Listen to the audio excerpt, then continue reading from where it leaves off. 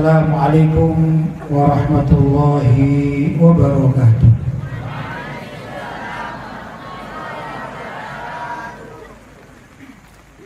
Alhamdulillah,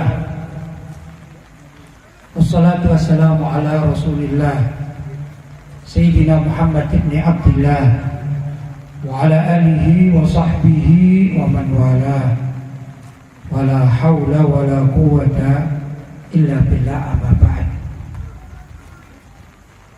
Hadratul Karamin, Ma'asyiral ulama al-fudala, Ma'asyiral asatidzah al-kurama, para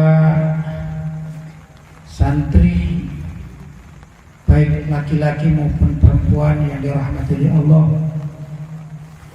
demikian juga jamaah majlis taklim yang hadir di tempat yang sangat mulia ini. Terlebih para guru-guru kita, Walid Khalil Muhammad, Mudir Ma'had Bustanul Mu'arif, dan juga yang sangat kita muliakan Abana Murdani Muhammad, Mudir Ma'had Futuhul Mu'arif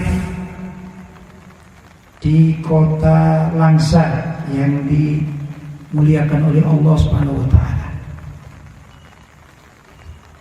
Mohon maaf yang sebesar-besarnya bila mana sebagian dari guru-guru kita tidak dapat saya sebutkan satu persatu nama-nama beliau, bahkan juga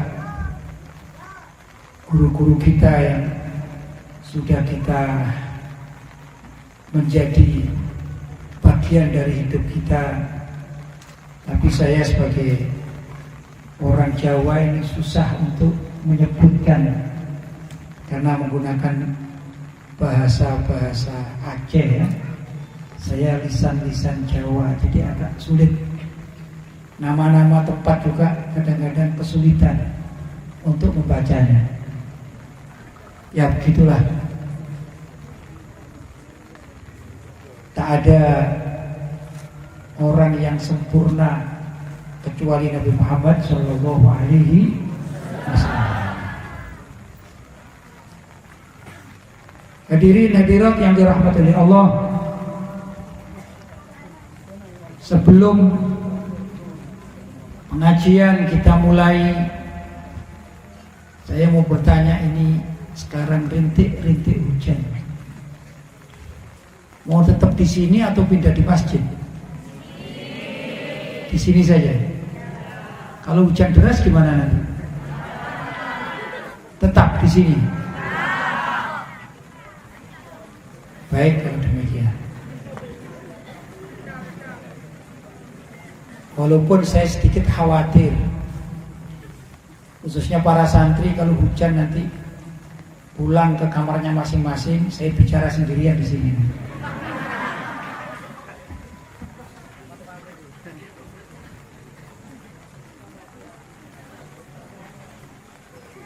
Para hadirin dan hadirat yang dirahmati oleh Allah,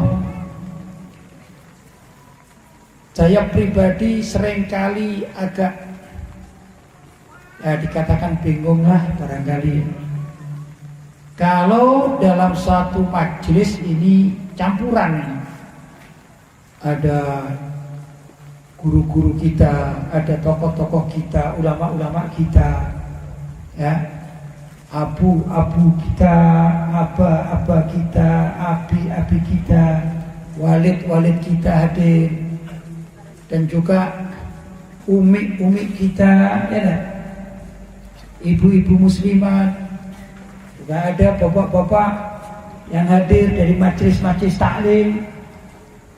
Tapi di samping itu ada para santri juga. Jadi saya agak susah memilihkan bahasa ini, bicara dengan generasi tua atau bicara dengan generasi muda. Saya mengajak bicara tokoh-tokoh masyarakat atau juga dengan jamaah majelis taklim, bahasanya tentu menggunakan bahasa dewasa, atau berbicara dengan para santri yang usianya relatif paling tidak di bawah, mayoritasnya di bawah usia 20 tahun mayoritasnya. Jadi milih yang mana ini? Milih yang mana? Ustaz, milih mana? Tengku, milih yang mana? Saya bicara dengan para santri atau bicara dengan para pendidik? Pilih yang mana? Bicara dengan para santri atau para guru? Ya, alhamdulillah menang suara kalian. Baiklah kalau demikian. Mohon maaf para tuan guru ya, para tengku, mohon maaf ini rupanya suaranya minta terbanyak adalah saya bicara dengan para santri. Ibu-ibu mohon maaf ya. Mantan santri, beliau ini ya.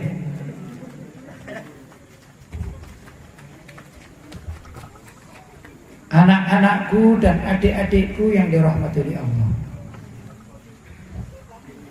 Sebagai seorang santri atau bahasa Arabnya thalibul ilmi, tentu kita mempunyai tanggung jawab. Baik itu tanggung jawab di pesantren kepada para guru.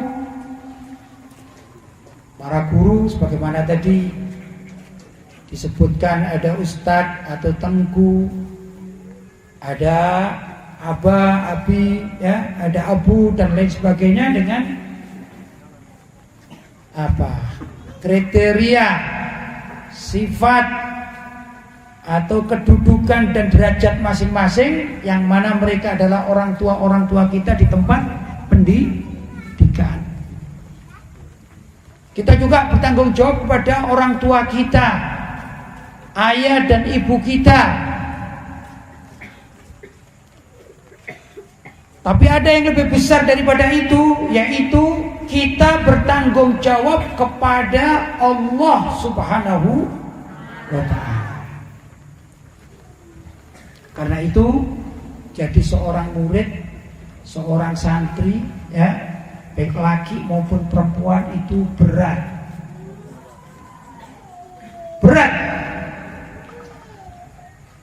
Karena berat jangan dianggap ringan. Jadi seorang santri, kalau tanggung jawab kepada para guru, berarti kita harus memenuhi segala sesuatu yang sudah diperintahkan oleh para guru. Entah itu terkait dengan keilmuan, misalnya ada guru mewajibkan muridnya menghafal zubat misalnya, atau menghafal ilmu nahwu, Nadhoman Imriti misalnya, atau juga ada PR untuk menghitung ilmu faraid, ilmu tentang warisan misalnya, atau yang baru-baru masuk kita diperintahkan untuk menghafalkan mufradat, hadis-hadis pendek atau ayat-ayat Al-Quran. Yang penting perintah dari guru terkait dengan pendidikan atau keilmuan ilmiah, maka kita bertanggung jawab untuk bisa melaksanakannya. Itu tanggung jawab. Kalau ada perintah guru di kelas, sedangkan kita tidak mau mengindahkannya, alias kita hanya meremehkannya saja, pasti guru kita akan marah dan boleh juga kita terkena sanksi hukum. Betul? Kalau di pesantren macam-macam, dicewer, dimarahin, ya kan, dicubit atau dipukul, biasa di pesantren. Betul? Itu namanya tanggung jawab kita kepada siapa?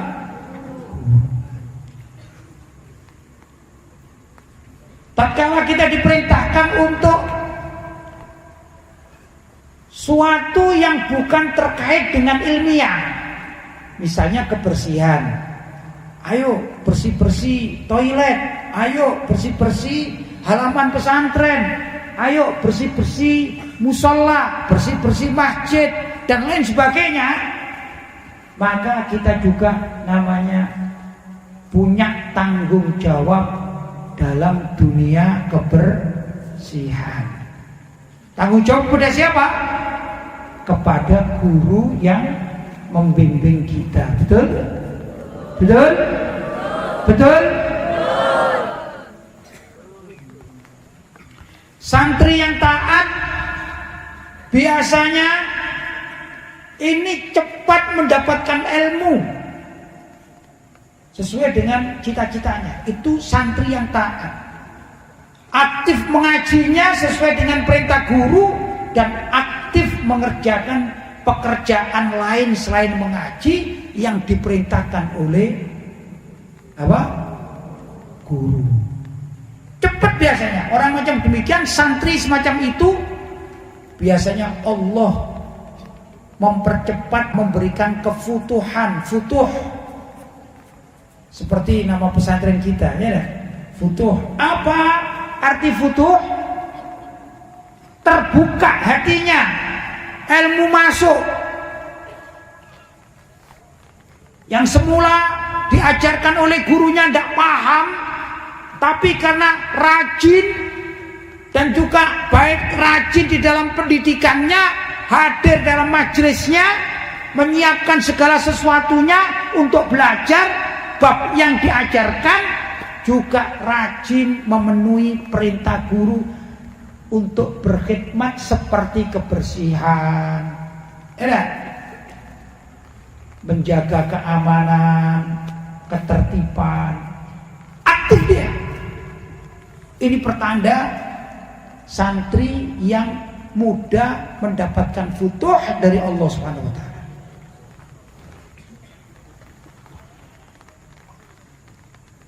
Imam Syafi'i radhiyallahu taala anhu termasuk murid yang aktif dalam dunia keilmuan.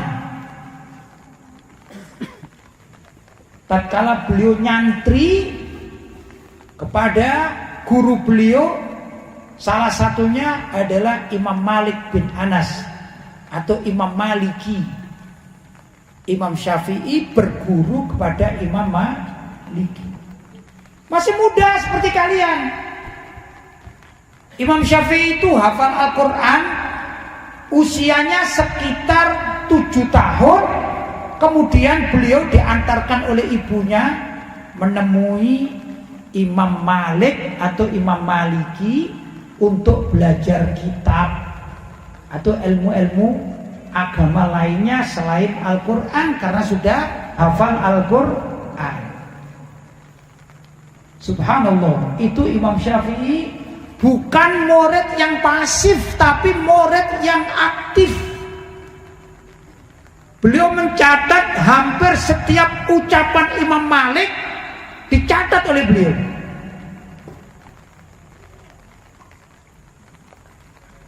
Jadi semua yang disampaikan Imam Malik sebagai gurunya tercatat dan dihafalkan. Cuman Imam Syafi'i ini super orangnya, jenius. Beliau tidak memiliki peralatan karena tergolong dari keluarga miskin.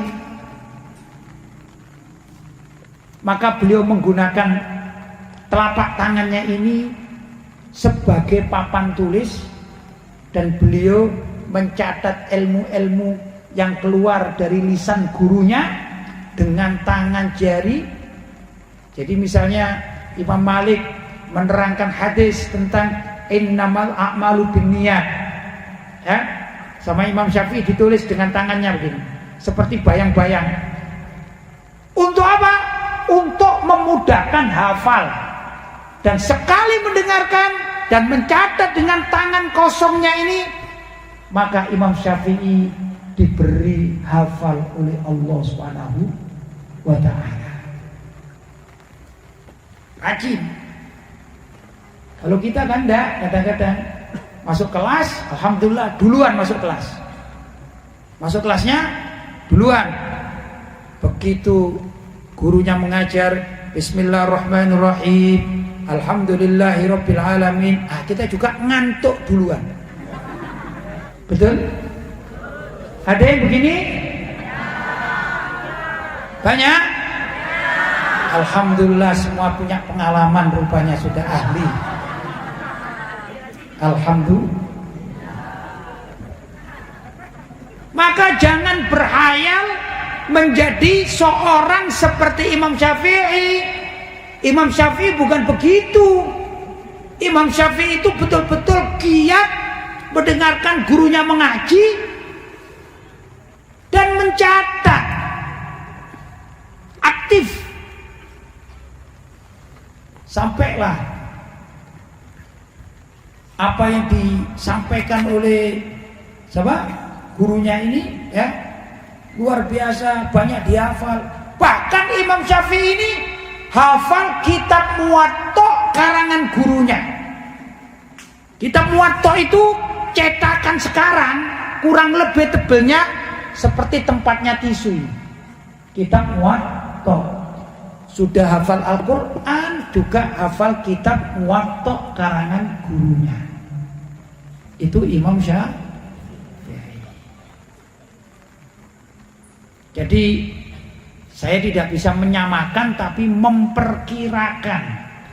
Kalau Al-Quran itu 30 juz, ya, andai kata kitab Muwatta itu dihitung dengan hitungan per juz seperti Al-Quran, barangkali juga 30 juz. Kalau dikumpulkan antara Al-Quran dengan Muwatta, kurang lebih Imam Syafi'i itu seakan-akan dikatakan hafal 60 juz. Itu lebih mudah untuk dibayangkan. Gimana? Luar biasa. Kira-kira Imam Syafi'i semacam demikian ini kalau di kelas ngantuk apa tidak? Tidak. Giat Imam Syafi'i. Ini anak-anakku yang dirahmati oleh Allah. Suatu saat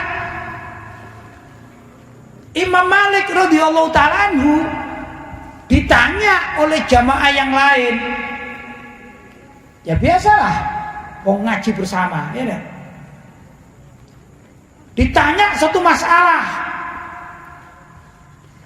Ya namanya juga manusia, Imam Malik juga manusia, Imam Syafi'i juga manusia, kita juga manusia. Kadang suatu masalah itu kita paham, kadang juga tidak paham, kadang pernah ingat, pernah tahu tapi lupa, betul? Imam Malik ditanya satu permasalahan, kebetulan waktu itu ada Imam Syafi'i. Ditanya, kata Imam Malik, tentang ini aku masih belum bisa menjawab. Intinya perlu rujukan, perlu mutola'ah lagi. Kok bisa Imam Malik mutola'ah lagi? Iyalah, seperti kalian ini ya. Saya lihat ini, saya dengar juga kan kalian sudah tamat SD masuk ke sini ya. Betul? Saya yakin di antara kalian ini punya adik-adik yang masih SD kelas 3. Ada? Itu kadang-kadang ada PR mereka. Kebetulan kalian pulang di rumah ketemu adiknya, bertanya, "Kak, tolong dong Kak, ini ada PR dari sekolahan ini Pak, aku tidak bisa." Kalian baca. Iya, aku pernah baca tapi lupa. Pernah gitu? Ya kan? Loh, kakak kan sudah SMP, sudah mondok. Iya, dulu aku ya ini aku garap tapi aku lupa caranya. Hitung-hitungan lupa juga. Begitulah manusia. lebih. Imam Malik pun begitu. Tiba-tiba Imam Malik mempersilakan, mungkin di antara kalian ada yang ingat jawabannya. Maka Imam Syafi'i mengacungkan tangan. Pak Guru, izinkan saya untuk menjawab. Maka dijawablah. Pertanyaan yang ditujukan kepada Imam Malik itu dijawab oleh Imam Syafi'i. Diterangkan detail, seakan-akan sudah menjadi tengku, bukan sekedar tengku, aba atau abi, ya. Bahkan keterangan Imam Syafi'i ini seakan-akan walaupun beliau masih muda, seakan-akan sudah menjadi Abu Syafi'i, ulama besar. Imam Malik melihat muridnya semacam demikian itu, merasa takjub luar biasa. Dan itu terjadi di saat Imam Syafi'i usianya kurang lebih 12 tahun. Maka oleh Imam Syafi'i, oleh Imam Malik sebagai gurunya, wahai Syafi'i, aku izinkan engkau untuk berfatwa. Maka Imam Syafi'i menjadi seorang mufti tatkala usianya 12 tahun. Nah, kalau di pondok sini para santri laki-laki maupun perempuan ingin seperti Imam Syafi'i, kira-kira ingin apa enggak? Caranya kepingin jadi Imam Syafi'i itu harus malas atau harus rajin? Taat kepada guru atau suka melanggar?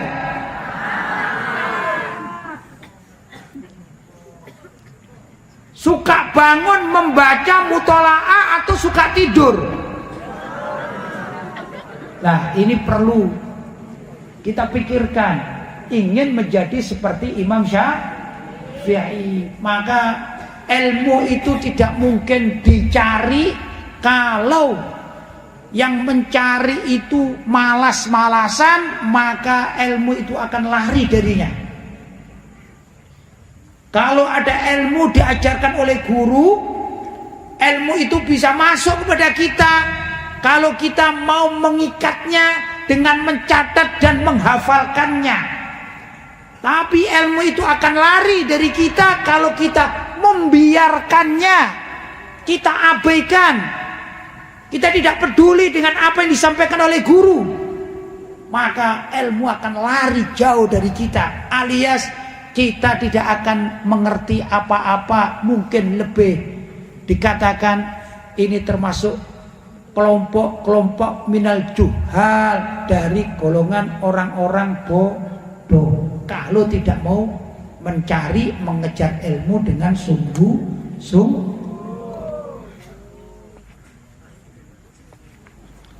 Karena itu, mari kita berupaya ingin menjadi seperti Imam Syafi'i.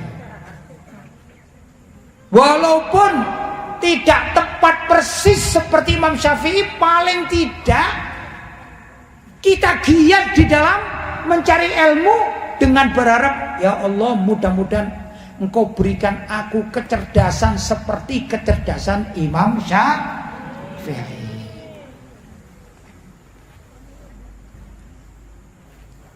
Para santri yang dirahmati oleh Allah, itu berkaitan dengan dunia keilmuan, ya.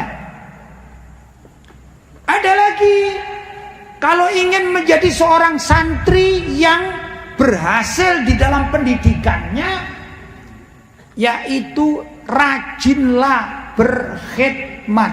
Ada di antara para ulama yang Allah memberikan kefutuhan, keterbukaan itu tidak dari proses belajar keilmuan, tapi Allah berkehendak memberikan ilmu yang semula dia tidak dipahami, tiba-tiba Allah memberikan kepahaman.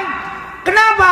Karena anak tersebut berkhidmat.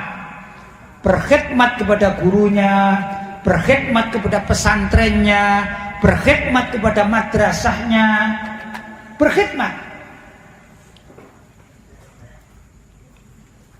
Kalau di Indonesia ini ada seorang wali namanya Sunan Kalijogo. Salah satu dari wali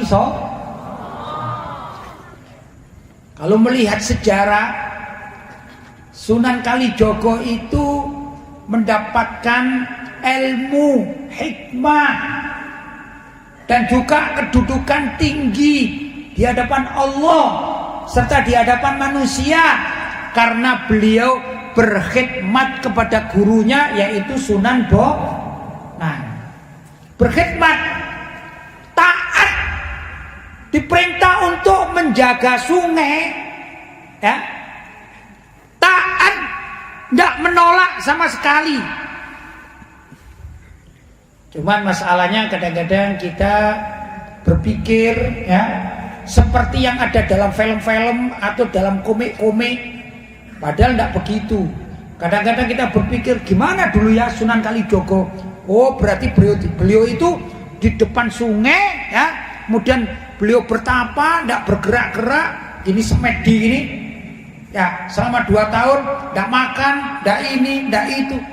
Bukan begitulah. Yang namanya menjaga bukan begitu.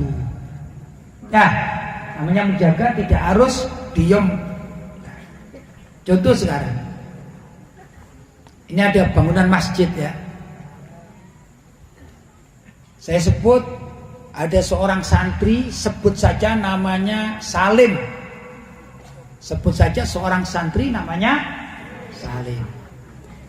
Karena tuan guru kita melihat Salim ini anaknya aktif, amanat, dapat dipercaya, suka kebersihan, maka diperintahkanlah, "Hai Salim, saya menugaskan engkau menjadi penjaga masjid. Saya minta pokoknya masjid itu tidak kotor, yang penting bersih setiap saat." Salim anaknya taat. Baik guru, saya siap melaksanakannya. Akhirnya Salim jaga di masjid. Biasanya di masjid kan ada ruang kecil itu, ya, ruangnya takmir itu, ya. Nah, di situ juga sediakan. Ternyata Salim menepat di situ, bajunya taruh di situ, pakaiannya, kitab-kitabnya. Ya, ini namanya Salim Sunan jaga masjid.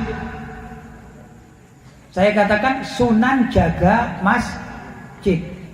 Pertanyaannya, apakah Salim itu bertapa di masjid begini diam, seperti orang semedi diam saja? Atau Salim juga waktu ada makan, dia ngambil di tempat makan? Tetap ada kebersihan di halaman, Salim juga pergi ikut nyapu di halaman. Betul? Kalau ditengok sama orang tuanya, Salim mendatangi orang tuanya. Keluar dari masjid enggak? Kebetulan hari libur pelajaran, kawan-kawannya main bola, Salim pingin ngikut. Kira-kira Salim main bola di masjid atau ikut ke lapangan? Tapi tetap Salim tugasnya menjaga masjid. Tuan guru kita kalau memperkenalkan atau ditanya, "Wahai tuan guru, yang jaga masjid siapa?" "Oh, yang jaga masjid namanya Salim." Tetap julukannya penjaga masjid. Mungkin kalau kita jadikan sunan namanya Sunan jaga masjid. Tapi kalau sepak bola ikut ke lapangan. Begitu juga tentunya Sunan Kalijogo. Ya, beliau sholat, beliau juga belajar ilmu kepada Sunan Bonang, gurunya. Waktunya makan beliau juga menyiapkan makanannya, ya enggak? Tapi diberi julukan Sunan Kalijogo. Kenapa? Tugasnya jaga kali alias sungai. Jaga kali alias sungai. Yang ingin kita bahas, subhanallah, tidak menolak perintah guru. Berat loh jaga sungai itu berat. Berat enggak? Jaga masjid itu berat. Apalagi disuruh sendirian. Kamu tidak usah cari teman ya. Baik, Pak Guru, sudah. Pingin ngobrol dengan kawannya, tidak punya kawan. Dia ada di ruang takmir. Itu kalau masjidnya kotor dimarahin sama gurunya. Salim, kenapa kok kotor? Berat enggak? Berat. Tapi dia jalankan dengan ikhlas. Dia jalani dengan ikhlas. Disitulah dengan keikhlasan dia berkhidmat. Dia niat, guruku adalah orang alim. Karena guruku orang alim, beliau mengemban ilmu, sedangkan ilmu agama itu adalah termasuk syiar agama Allah, maka aku menjaga kepentingan guruku ini sesuai dengan ayat wa may yu'azzim sya'airallah fa innaha min taqwal qulub. Wa may yu'azzim, barang siapa yang memuliakan sya'airallah, syiar-syiar agama Allah, termasuk keberadaan para ulama, yang para ulama ini salah satunya adalah guru kita, maka menghormati perintah guru kita termasuk menghormati syiar agama Allah. Fa innaha min taqwal qulub, sesungguhnya penghormatan setia kepada gurunya, yang gurunya mengemban ilmu agama, maka ini termasuk dari ketakwaan sang santri, ya, ketakwaan hati santri yang ahli khidmat. Disitulah Allah SWT seringkali memberikan kepahaman kepada santri tersebut, walaupun dia banyak ketinggalan mengaji kitab di kelas. Kenapa? Karena tugas dari gurunya. Kalau santri putri umumnya, saya lebih mudah mengatakan bisa kok jadi sunan jaga dapur misalnya, karena khidmat di dapur. Jangan dikira nggak ada manfaatnya, luar biasa. Ya cuman bukan sunan jaga dapur gitu ya, tapi termasuk suatu kewajiban bila mana kita atau remaja putri diperintahkan oleh guru untuk ngurusi dapur. Itu jangan bilang gini, saya mondok jauh-jauh, di sini cuma suruh masak. Oh enggak, lain. Coba andai kata Sunan Kalijogo mempunyai pemikiran yang begitu, saya jauh-jauh mencari ilmu suruh jaga sungai. Apa saya pemancing apa? Akhirnya nggak jadi belajar, nggak jadi alim, nggak jadi wali. Betul? Betul? Contoh ringan ini ya. Remaja putra, santri putra ada ditugaskan. Kamu saya tugaskan menjadi sunan jaga kamar mandi misalnya. Jangan dikatakan apa artinya kamar mandi. Saya ini jauh berangkat dari Medan ke sini, ternyata di sini suruh gosok kamar mandi, bersihkan. Oh, bukan begitu. Tapi nilai khidmat. Kita kan ingat ceritanya Nabi Musa dengan Sayyidina Khidir. Ingat nggak? Ingat apa? Belum tahu? Belum ingat apa sudah tahu? Ya, ringkas cerita. Nabi Musa itu diberi ilmu yang sangat tinggi, luar biasa, alim. Dan beliau diajak bicara langsung oleh Allah, ilmunya langsung masuk kepada Nabi Musa. Wa kallamallahu Musa taklima. Luar biasa ilmunya Nabi Musa. Tapi diberitahu, hei Nabi Musa, sesungguhnya ada orang yang lebih alim daripada kamu. Wa fawqa kulli dzi ilmin alim. Sesungguhnya di atas orang yang mempunyai ilmu atau ahli ilmu itu alim, ada orang yang lebih aliman lagi.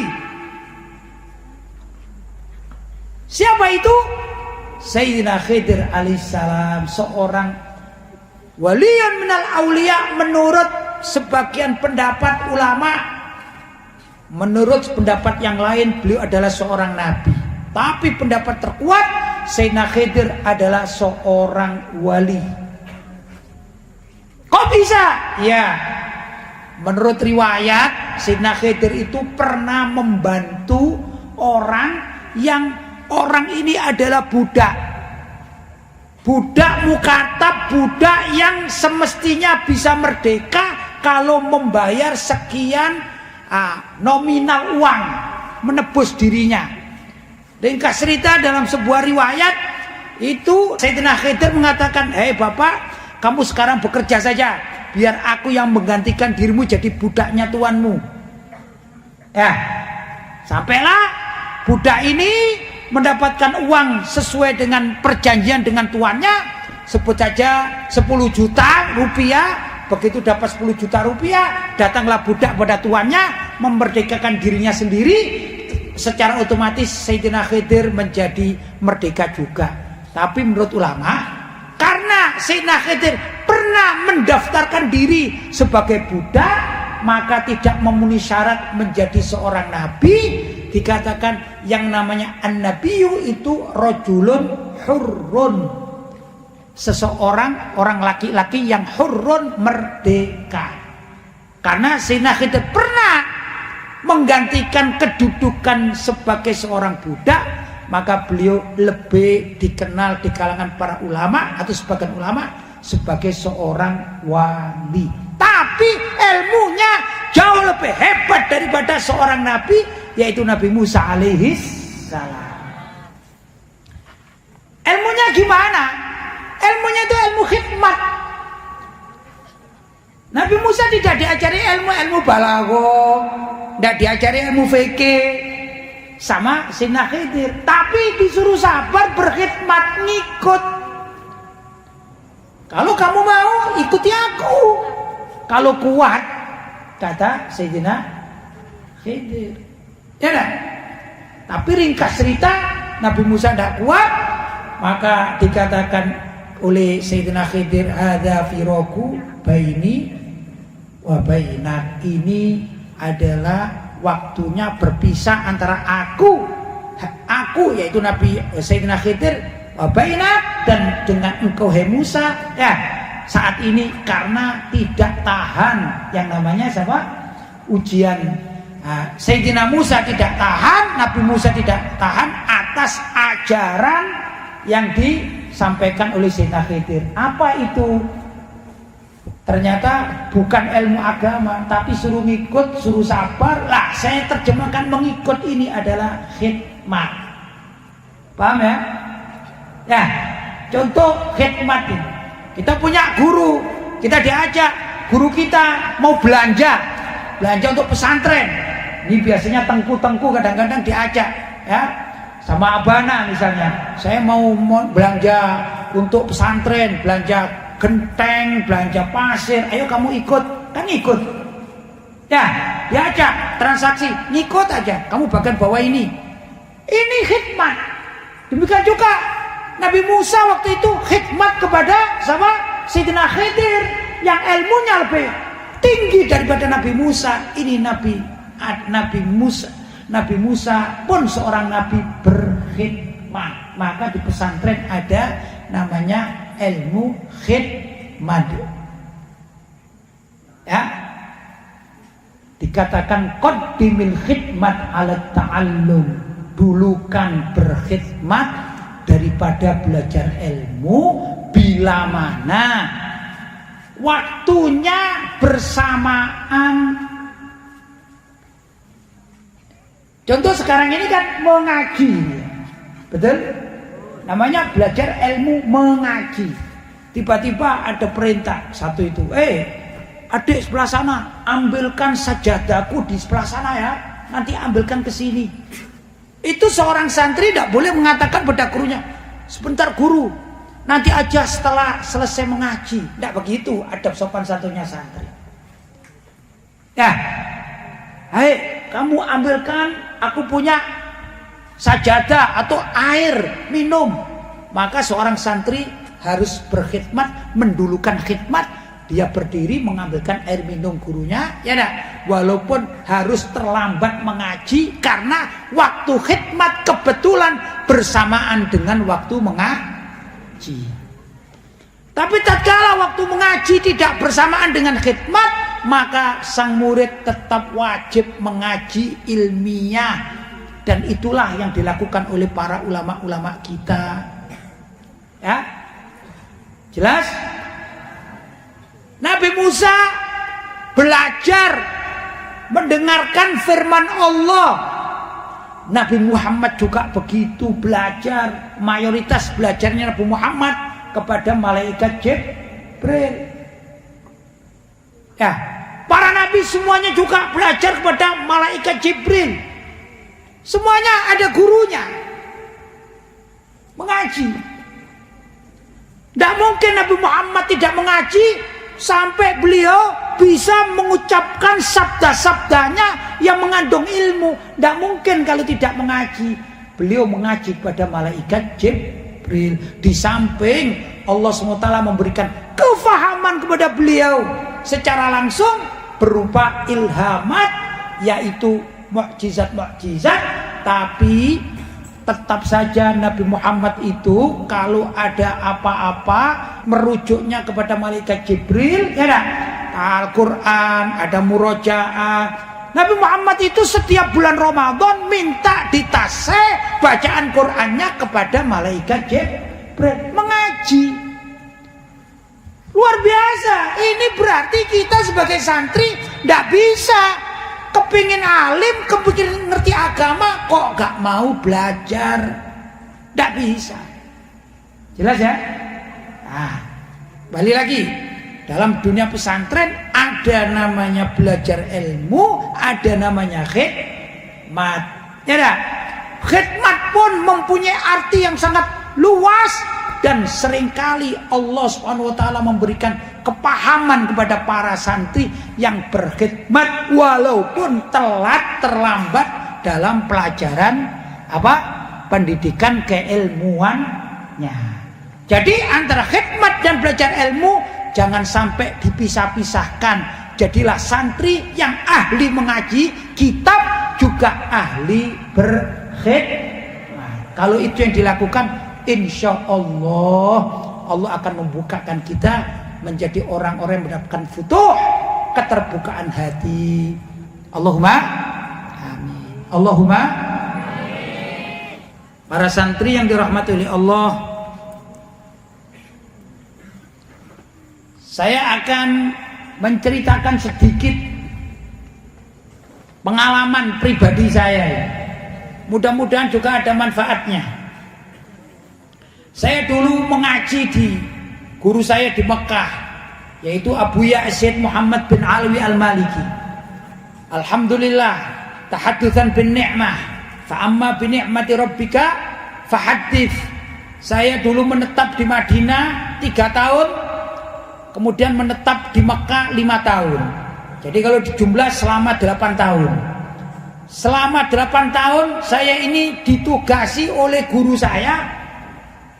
Masuk pertama di pesantren itu diajari, pertama diperintah oleh guru saya agar kakak kelas saya, senior saya ini mengajari saya. Apa itu? Membuat teh untuk suguhan tamu.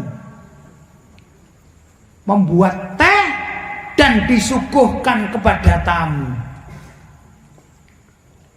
Yang mengaji kepada Abuya itu kalau ba'dal maghrib. Kalau saya dan kawan-kawan alumni Mekah itu memanggil Abuya Maliki, ya. Beliau adalah Sayyid Muhammad bin Alwi Al-Maliki, panggilannya Abuya Maliki. Tamunya Abuya setiap hari rata-rata antara 100 dan 200 rata-rata. Dan itu majelisnya tiap hari mulai ba'dal maghrib, kurang lebih maghrib jam berapa ya di sini ya? Maghrib jam 6:30. Nah, kalau maghrib 6:30 kurang lebih majelis Abuya sampai jam 8 atau 8:30 majelisnya Abuya. Itu 200 orang setiap hari diberi minum teh. Caranya memberi minum ada talam, tahu talam ya? Diisi cangkir-cangkir, kurang lebih cangkirnya ini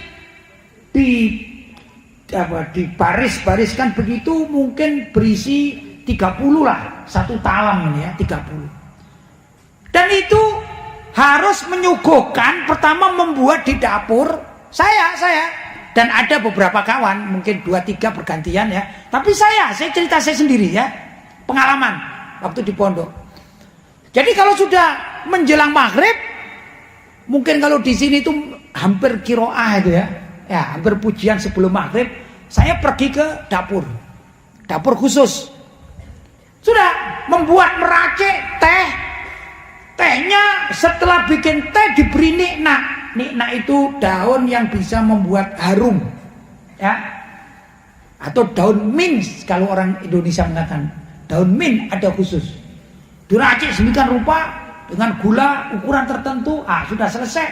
Kemudian kami kadang-kadang bertiga atau berempat menata di cangkir, di mana di talam, dan kita kasih tehnya dengan ukuran tertentu, barulah kita hantarkan dengan cara jongkok.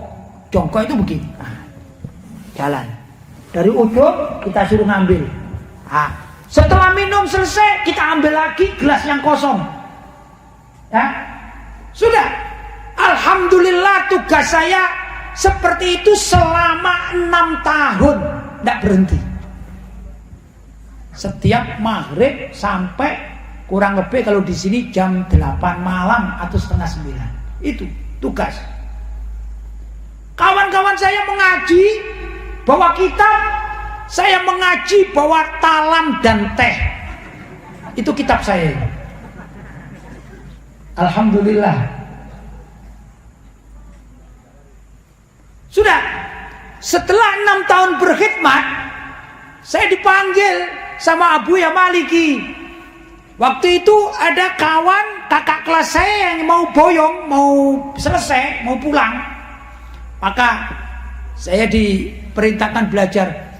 Kamu sudah lama, sudah hafal bikin teh. Sekarang kamu khusus bikin kopi saya, kata Abuya. Abuya itu punya khusus minum kopi namanya Gahwa Arabi dengan ukuran tertentu yang disenangi oleh Abuya. Saya belajar pada kakak kelas saya, gimana kopinya Abuya ini, gimana ukurannya? Oh begini. Sudah belajar saya di dapur. Belajar di dapur. Nah setelah bisa, saya diperintahkan. Jadi saya contohkan seperti majelis ini, saya contohkan. Ya. Ini semua mengaji. Saya nggak ikut di barisan pengajian ini. Barangkali saya kalau di sini ini seperti Tengku siapa ini? Muhammad Nazir berada di sini, tapi agak jauh tempatnya, ya. Barangkali seperti itu, agak di pojok sana. Kawan-kawan saya bawa kitab, saya alhamdulillah bawa tremos. Kitab saya itu tremos. Abuya Syed Muhammad Alwi Al-Maliki itu tidak suka diberi cangkir besar gini, tidak suka. Apalagi gelas seperti ini tidak suka, karena cepat dingin. Maka beliau itu cangkirnya kecil. Mungkin yang pernah haji ya, ada cangkir kecil dari Mekah itu, ya ada. Jadi kecil. Jadi kalau sekali minum habis, sekali diminum gini habis. Dan Abuya mengajar, membawa kitab, menerangkan. Saudara, saya tugasnya harus melihat wajah Abuya. Karena pernah suatu saat saya lengah begini, Abuya memberi isyarat habis. Biasanya Abuya kalau habis itu ada isyarat dengan mata kadang-kadang. Nah gini, berarti kopinya habis. Atau kadang-kadang diketokkan gini. Nah misalnya ini begini kan, dengan isyarat, oh berarti kopinya habis. Suatu saat, wong namanya juga saya manusia, ya capek juga kadang-kadang.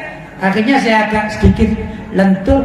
Ternyata Abuya habis kopinya, saya nggak keburu, nggak segera ke depan.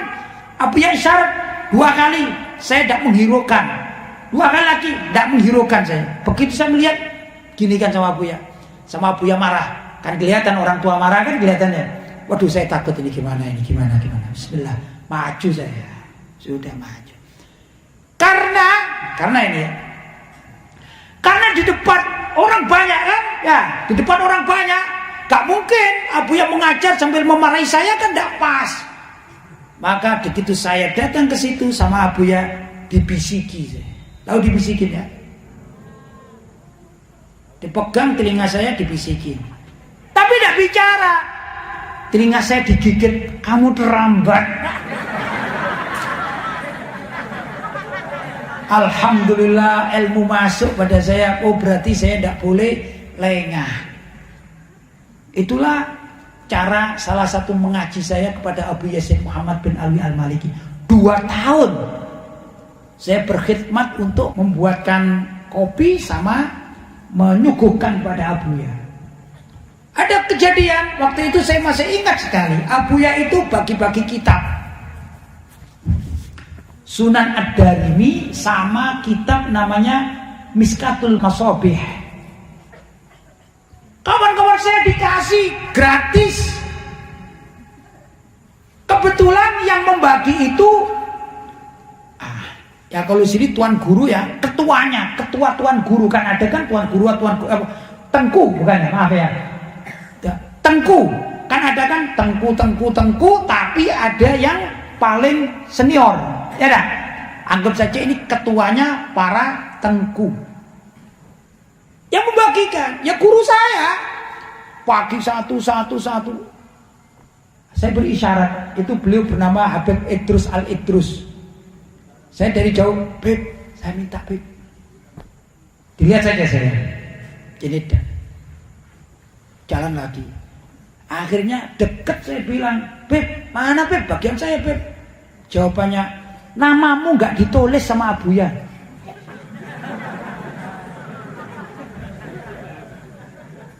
Ya kalau saya tidak ikhlas mungkin saya juga bilang.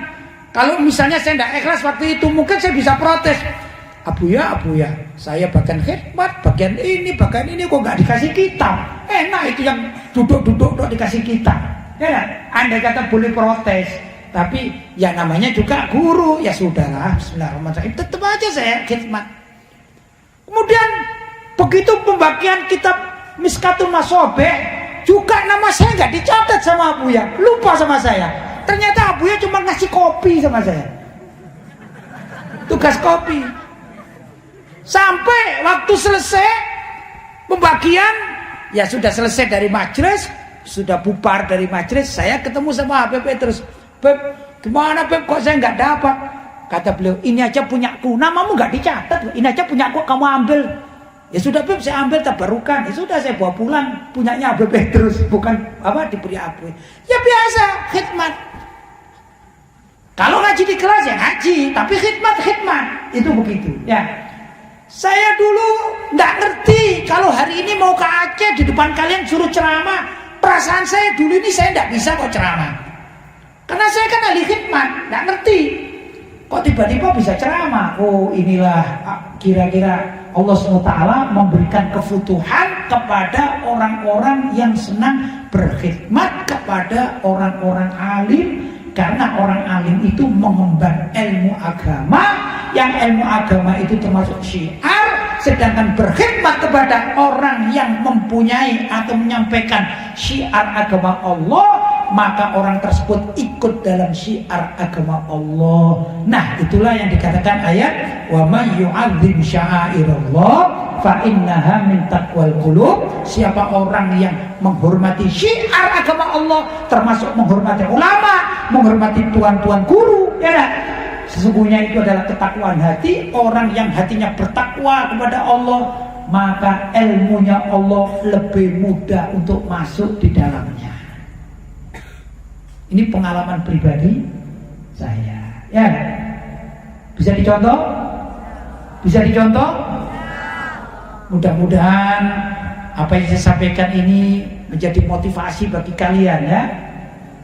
Saya ingin memberikan kenang-kenangan kepada kalian, karena tadi saya dengar informasi di antara kita kadang-kadang ada yang terganggu ya, sedang belajar terganggu, macam-macam terganggu kan, macam-macam ya. Ada dari gangguan ya sesama kawan, ada juga dari gangguan musuh, misalnya maling-maling ya datang kepada pesantren, ada gitu kan ya. Walaupun mudah-mudahan di sini aman, tapi namanya manusia itu kan ada yang membela, ada yang mengganggu, betul? Itu dari sesama manusia. Mungkin juga ada yang mengganggu, ada ular, apalagi di sini tempatnya masih terbuka, ya dah? Ada ular, ada apa lagi misalnya? Anjing liar barangkali, ya. Nah, ada gangguan dari makhluk yang tidak bisa menggunakan baju. Oh. Ada makhluk yang tidak bisa menggunakan baju. Tahu? Makhluk apa itu? Makhluk apa? Makhluk kasar apa makhluk? Makhluk halus pakai baju enggak? Kadang-kadang kalau pinjem mukenanya ini apa nama santriwati, maka jadilah apa? Sundel bolong ya.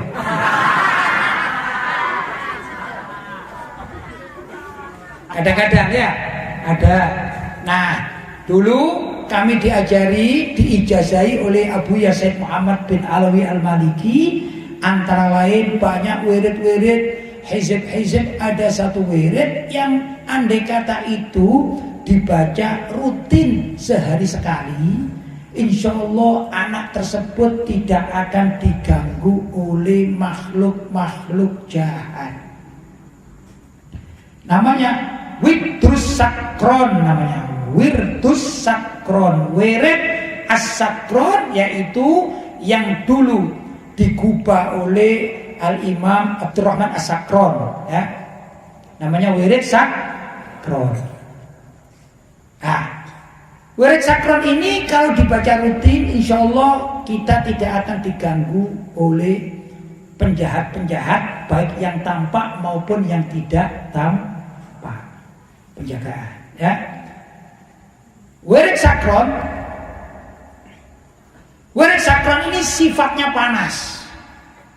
Ada zikir-zikir yang sifatnya dingin, tapi ada juga zikir-zikir yang sifatnya panas. Yang sifatnya dingin itu sholawat, itu dingin, di hati dingin, ya. Tapi ada juga zikir-zikir yang sifatnya panas seperti Wirid Sakron. Karena itu Wirid Sakron khususnya untuk para murid, para santri, ya, dan juga masyarakat pada umumnya, sebaiknya tidak membaca lebih dari sekali dalam satu hari. Cukup dalam satu hari sekali. Kalau rutin, maka insya Allah akan berpengaruh penjagaan bagi dirinya. Ya, wirid apa? Sakron.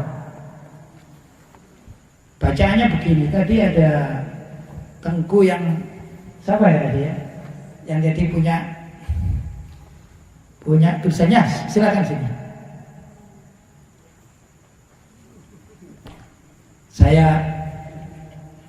Ini ada tulisannya, saya bacakan. Nanti kalau sudah bisa dicarikan dan dikopi. Kalau sudah hafal, tidak sampai 5 menit selesai.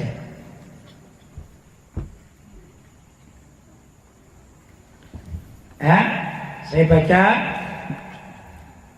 Wirid Imam Abu Bakar bin Abdurrahman As-Sakron. Namanya Habib Abu Bakar bin Abdurrahman As-Sakron. Ya, beliau bangsanya dari bangsa Asgaf.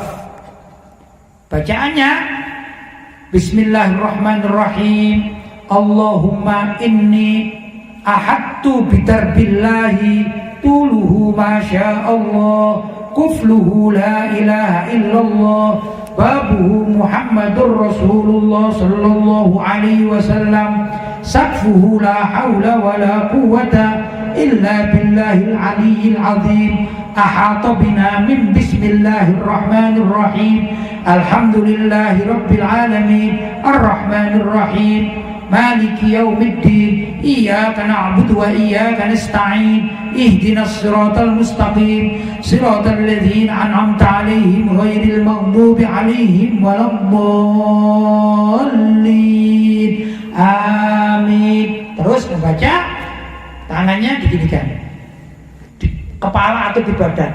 Sur sur sur. Arti sur itu pagar. Arti sur adalah pagar. Jadi niat memagari diri agar tidak dapat serangan dari luar, dari makhluk apapun. Jelas ya? Jadi waladdallin amin. Sur sur sur. Kalau misalnya kita kepingin menjaga rumah, ini rumah saya tinggal 1 bulan, saya kok was-was ya. Jangan-jangan ada maling, jangan-jangan dimasuki jin, jangan-jangan. Kita baca di depannya. Begitu waladdallin amin. Tangan kita arahkan kepada rumah dengan isyarat. Walaupun tidak full, kita katakan sur sur sur. Niat agar rumah ini dijaga, diberi pagar. Itu caranya ya. Kemudian baca ayat Al-Kursi, ayat kursi. Allahu la ilaha illa huwal hayyul qayyum. Ya, sampai terus mana? Man dzal ladzi yashfa'u 'indahu illa bi'idznihi 'alama ma bayna aydihim wa ma khalfahum wa la yuhituna bi syai'in min 'ilmihi illa bima syaa' wasi'a kursiyyus samawati wal ard wa la ya'uduhu hifdhuhuma wa huwal 'aliyyul 'azim. Ya. Kemudian dilanjutkan doanya binastadarat kamastadaratil malaikah bimadinatir rasul bila khandaqin wala sur min kulli qadarin maqdur wa hadarin mahdur wa min jami'is syurur tatarrasna billah tatarrasna billah tatarrasna billah min aduwina wa aduwillah min saqi arshillah ila qa'i ardillah bimi'ati alaf alaf alaf la hawla wa la quwwata illa billahil aliyyil azim sin'atuhu la tanqati' bimi'ati alf alf alf la hawla wa la quwwata illa billahil aliyyil azim azimatuhu la tanshaqu bimi'ati alf alf alf la hawla wa la quwwata illa billahil aliyyil azim Allahumma in ahadun aradani bisu'in. Nah, ini intinya. Allahumma ya Allah, in ahadun, apabila ada seseorang aradani menghendaki pada diriku bisu'in, untuk kerusakan, kejahatan ya. Minal jinni, dari bangsa jin, wal insi, dan bangsa manusia. Ini minta penjagaannya. Allahumma in ahadun aradani bisu'in minal jinni wal insi. Ya Allah, apabila ada seseorang dari bangsa jin dan manusia menghendaki aku untuk celaka, gitu ya. Wal wuhus, dan juga binatang-binatang buas. Ya, jin, manusia, binatang-binatang buas. Ya, kalau kita lagi bermasalah, misalnya, waduh, ini ada cegatan mobilnya, ada pulis-pulis, ditambahi wal wuhus wal bulis, penjagaan dari polisi biar tidak ditangkap ya. Nah, mudah-mudahan nggak ketangkep kita di pondok wa ghairihim, dan selain tiga itu, selain jin, manusia dan hewan, wa ghairihim min sairil makhluqat, dari semua makhluk min syarrin, dari kejahatannya, au syaiton, juga dari sifat-sifat setan. Setan apa iblis? Iblis apa setan? Ini direngkap lah, nanti seperti Ustaz Somad dipermasalahkan nanti. Au sultan, penguasa. Penguasa masuk juga nih. Au waswas, atau sesuatu yang membuat kita waswas. Fardud nadrahum, maka tolaklah mereka. Pandangan mereka tolak ya Allah. Bangsa jin, bangsa manusia, bangsa binatang, mau penguasa dan lain-lain sebagainya. Kalau mereka memandangku dengan kejahatan, tolak ya Allah mereka. Itu artinya fardud nadrahum fintikas wa qulubahum fi wiswas, dan jadikan hati mereka was-was. Jangan saya yang was-was, biar mereka aja was-was. Gitu ya, ini penjagaan. Wa aydiyahum fi iflas, dan tangan mereka lumpuh, tidak punya kekuatan. Wa aubidhum minar rijli ila ras, dan dekaplah, maksudnya apa ya? Ini kalau mau biar tidak mekar, diginikan. Apa dia pakai? Tangkap, cekallah, cekal menjadi cekallah. Minar rijli ila ras, mulai dari kaki mereka sampai ke kepala. Jadi tidak bisa apa-apa, ya dah. Kamu cekal ya Allah, supaya tidak mengganggu kami, gitu maksudnya. La fi sahlin yaqta wa la jabalin yatla bi mi'ati alf la haula wa la quwwata illa billahil aliyyil azim. Wa sallallahu ala sayyidina Muhammadin wa ala alihi wa sahbihi wa sallam. Alhamdulillahirabbil alamin. Kalau dalam tulisan ini ada tambahannya, mau ditambahin apa-apa, kalau Abuya sampai wa alihi wa sahbihi wa sallam, itu dari Abuya ya. Sini ada tulisannya subhana rabbika rabbil izzati amma yasifun wa salamun alal mursalin walhamdulillahi rabbil alamin fi kulli lahdatin abada adada khalqihi wa ridha nafsi wa zinata arsy wa midada kalimati. Mau ditambah boleh, enggak ditambah boleh. Kalau enggak ditambah berarti mengikuti ijazahnya Abuya Al-Maliki yang pernah diijazah kepada saya.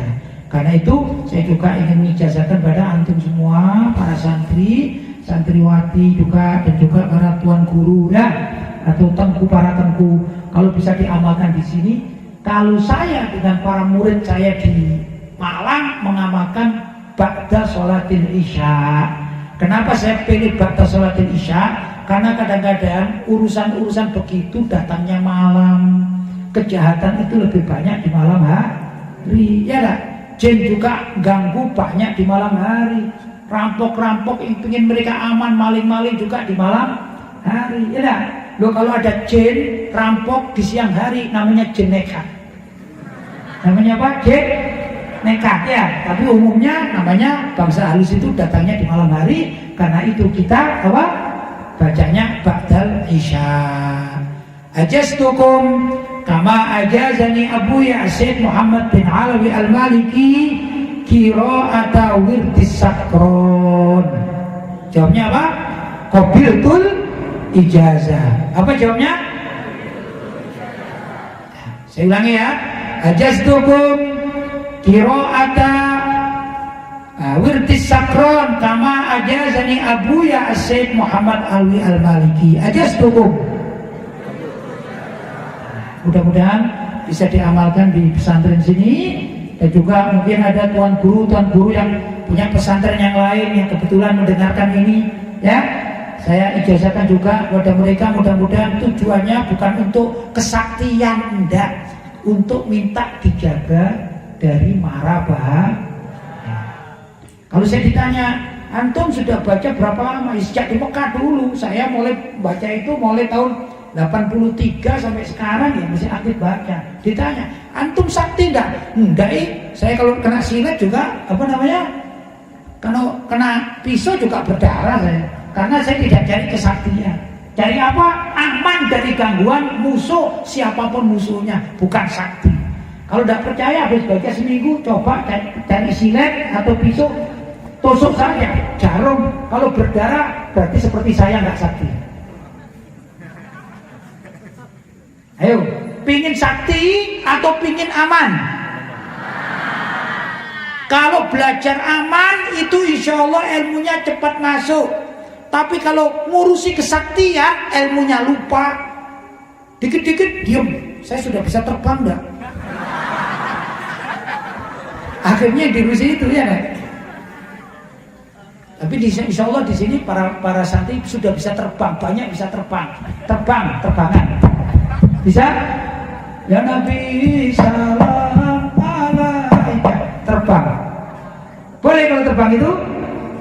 Mudah-mudahan kalian menjadi pecinta-pecinta sholawat Nabi dengan terbangan. Allahumma amin. Ya, para santri dan juga para orang tua, para hadirat, jamaah majelis taklim di tempat ini atau juga yang hadir, mohon maaf yang sebesar-besarnya kalau saya memilih menggunakan bahasa bicara dengan para santri. Mungkin namanya dengan para santri, jadi ya nggak seperti kalau bicara dengan orang tua-tua saja ya, banyak guru, banyak ini ya.